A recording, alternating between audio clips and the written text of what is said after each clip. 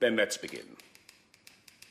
Mrs. Mariana Aubler, you're not forced to testify against family or relatives, and of course you're not forced to incriminate yourself. In such cases, you can refuse testimony without any direct consequences for you. In all other cases, well, I advise you to cooperate with us. Is that understood? Yes, it is. My name is Kernmeyer. I am the public prosecutor responsible for these investigations. The gentleman to my right is Mr. Kaplinger. He represents the injured party, the Schwarzburg family in this case, and this is Mr. Fichtler. He is the solicitor of the suspect. We are investigating a case of premeditated severe bodily injury and premeditated coercion to sexual intercourse. For our investigation, we need to go beyond the act itself and gain an impression of the character of the suspect. And that is why you are here, Mrs. Aubler. Yes. Mrs. Aubler, how long have you known the accused, Professor Dr. Sigmund Freud?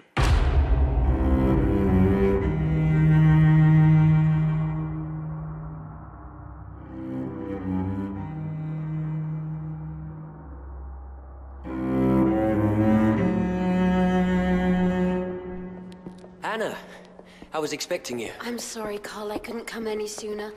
The mood is a little gloomy at home at the moment. There's no need to apologize. You're lucky they let you go at all.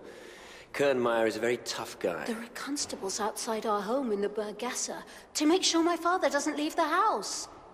They say because he has so many contacts abroad, there's a high risk he'll try to flee. But my father doesn't seem to take the accusations very seriously. Do you think there's anything to the accusations? No! My father has great respect for his female patients.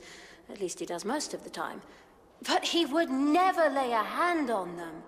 It would be in violation of the objectives of his work. Pardon me for asking. I've been on his couch for quite a while myself, but what he does exactly... I'm sure my father has never forced you to sexual intercourse. No, of course not. But I'm also not an attractive young lady. That has nothing to do with it. Of course not. Please, excuse me. So, how are things looking here? There hasn't been any change. She hasn't woken up yet. The doctors just did a bloodletting.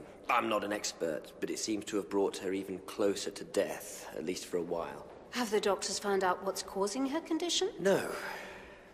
She seems to be awake, but she doesn't react when she's spoken to. And she hasn't said a word of her own accord. Can I see her?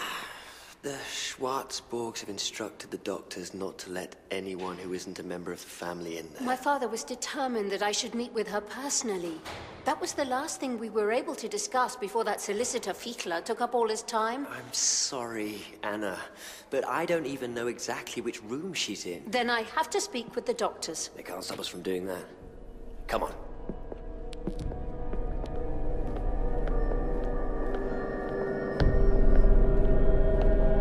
So now you've let it come to this. After everything you've done, now you'll be pilloried.